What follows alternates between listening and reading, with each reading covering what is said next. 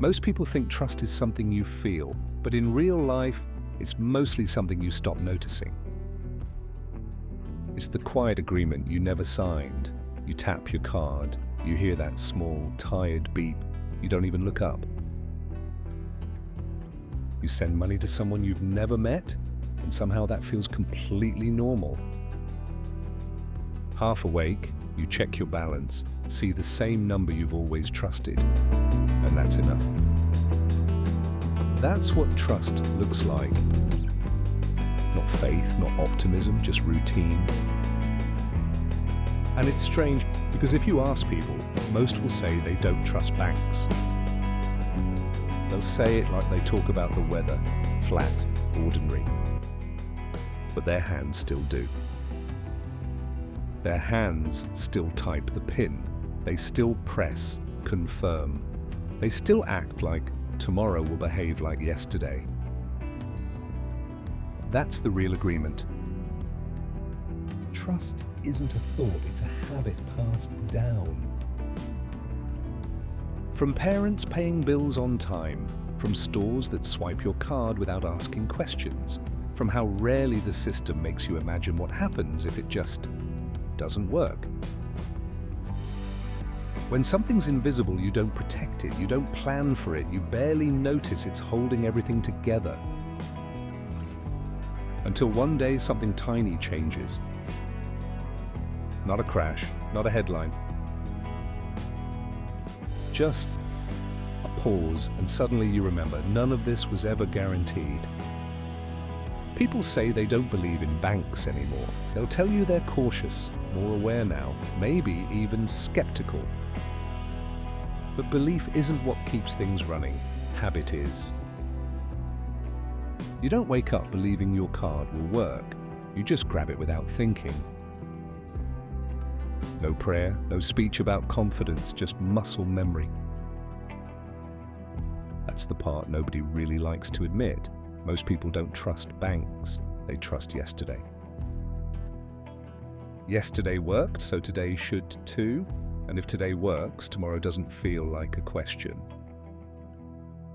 That's how systems survive doubt. Not by persuasion, but by repetition. The danger isn't that people don't trust, it's that they don't realize they're trusting. Nothing stops them long enough to notice. No friction, no pause, no moment where the habit has to explain itself. Until one day, it does. And when that happens for the first time, it doesn't feel like doubt. It feels like confusion, like reaching for something that's always been there and realizing you never really asked why. Systems don't really break when people panic. They break when people wait. Panic is loud. It flashes across headlines, fills screens with noise. Waiting doesn't. Waiting looks harmless. It looks like someone checking their phone again, scrolling back to the same number, saying, "I'll do it later," without knowing why. No fear, no urgency, just a pause where movement used to live. That's the moment systems quietly dread, because they don't depend on belief, they depend on flow.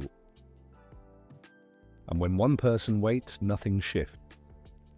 When enough people do, everything starts to slow. This is the part no one prepares for. There's no alert for hesitation, no warning tone for delay.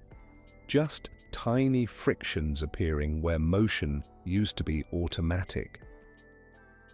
When trust starts to thin, banks aren't the first to show it. Routines are. Paydays come a day late. Payments suddenly feel optional, just for now. Bills that used to run automatically sit there waiting for approval. A salary isn't only money, it's timing. When that timing wobbles, decisions shrink.